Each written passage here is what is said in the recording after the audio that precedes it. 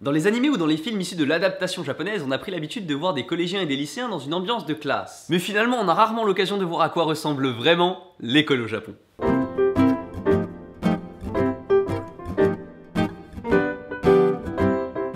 Alors au Japon, le système scolaire est réparti de cette manière. On commence tout d'abord avec le Youtien à l'âge de 3 ans, ça correspond à la maternelle. Puis on va à l'école primaire pendant 6 ans, le Shogakko. Vient le collège Chugakko et le lycée Koko. Et enfin on termine par l'université Daigaku. Et d'ailleurs parlons-en de ces universités. Elles sont tellement sélectives et élitistes que tout le système scolaire est obligé de s'adapter. Du coup on a des concours partout pour entrer à l'université, ça c'est normal, au lycée, au collège, au primaire, à la maternelle. Hein? Bon ok je plaisante, y a pas non plus des concours pour entrer à la maternelle, je ne plaisante pas. Et oui, fait hallucinant, il y a au Japon des concours pour entrer dans certaines maternelles. Alors je vous rassure, c'est quand même adapté aux enfants. Ah, j'ai dit que c'était adapté aux enfants, mais aussi c'est des enfants japonais quand même, hein. Bon, une fois qu'ils ont passé la maternelle, qui en soi n'est pas très différente qu'en France, ils rentrent au primaire, le Shogakko. Et comme j'ai personnellement expérimenté ce cursus scolaire entre 6 et 12 ans chaque année, un mois, eh bien j'ai beaucoup de choses à vous raconter. C'est d'ailleurs dans ce cursus où je note le plus de différences avec la France. La première chose remarquable quand t'arrives au Shogakko Ichinensei, c'est que tu vas porter un chapeau jaune sur la tête sur le chemin de l'école. Et aussi surprenant que cela puisse paraître, ce n'est pas pour le style légendaire que ça te procure que tu vas le porter. Je vous interdis de vous moquer. On le met pour notre propre sécurité. En fait, au Japon, c'est assez courant de voir des enfants de 6 ans prendre le métro seul pour aller à l'école. Et du coup, ce chapeau jaune est une sorte de code destiné aux gens autour pour qu'ils comprennent que ce sont des premières années et du coup qu'il faut faire attention. Une fois arrivé en classe, tu vas être éberlué par un élément matériel que tu connais, mais dont l'utilisation est tout à fait mirifique. En gros, ça veut dire qu'il y a un truc bizarre. C'est la présence de balles de tennis au pied des tables et des chaises. À votre avis, pourquoi ?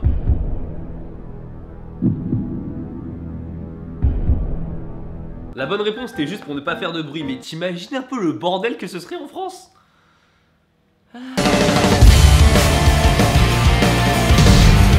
Il y a tellement de choses comme ça qui vous surprendraient. Par exemple, on a des cours de cuisine, des cours de couture, on mange dans les salles de classe, et puis on nettoie nos salles de classe. Effectivement, c'est assez connu, les écoliers au Japon nettoient eux-mêmes leurs salles de classe. Ça s'appelle le soji. En fait, au Japon, ta classe, c'est ton espace de vie. Il n'y a pas que des tables et des chaises, il y a aussi des dessins au mur, il y a ton casier, et puis il y a même parfois un aquarium au fond de la salle. Du coup, c'est tout naturel que ce soit les élèves eux-mêmes qui nettoient leur espace de vie, non ? Je sais qu'en France ce serait totalement impensable, vous vous rendez compte, vous exploitez les enfants, vous leur faites faire des corvées, oh là là, oh mon dieu. Eh bien non, quand je nettoyais ma classe, j'ai jamais senti ça comme une corvée. Au contraire, comme on s'applique tous à la tâche, ça fait une ambiance super sympa et puis à une trentaine, ça va très vite. Petite anecdote, quand tu nettoies le sol avec un torchon, les Japonais disposent d'une technique. Oui. Et je sais pas si c'est parce que j'étais trop nul ou trop gros à l'époque, mais je galérais de fou. Genre je tombais la tête la première, c'était n'importe quoi. Il faut quand même que je vous parle du plus important à l'école. La bouffe! Alors déjà on mange dans nos classes en regroupant les tables pour en faire des tables de 6 à 8 personnes. La nourriture est apportée sur un grand plateau et ce sont quelques élèves qui vont servir le reste de la classe. Et franchement la nourriture est plutôt bonne.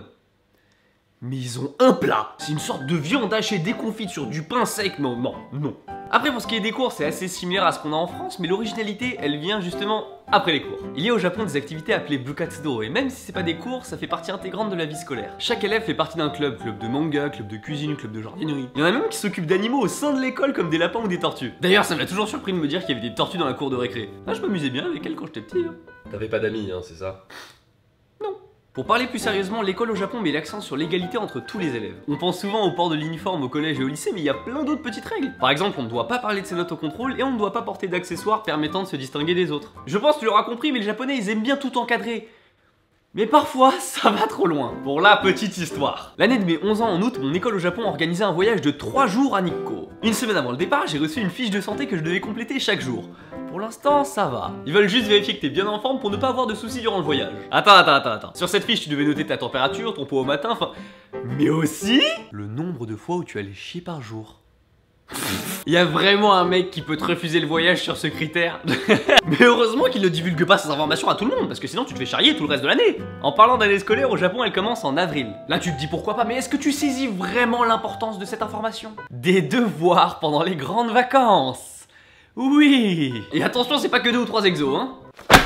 De toute façon, passer le primaire, j'ai l'impression que les Japonais ils bossent non-stop. Au collège et au lycée, les horaires sont assez légers, 8h30, 15h30 avec 35 minutes pour manger et quelques fois cours le samedi. À ce moment-là, tu te dis ça va.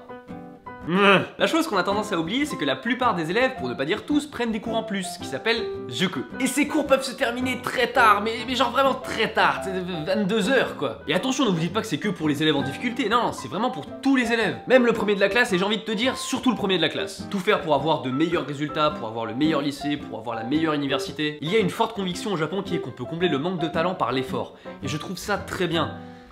Mais il y a certaines limites. J'ai la chance d'avoir pu expérimenter les deux écoles et sans pour autant calquer le système scolaire japonais, je trouve qu'il y a pas mal de détails qu'on pourrait appliquer en France. Mais après tout, ce n'est que mon avis. Merci beaucoup d'avoir regardé cette vidéo, j'espère qu'elle t'a plu et si c'est le cas, tu sais ce qu'il faut faire. Et moi j'ai hâte de te retrouver dans la prochaine vidéo. Allez, tchuss!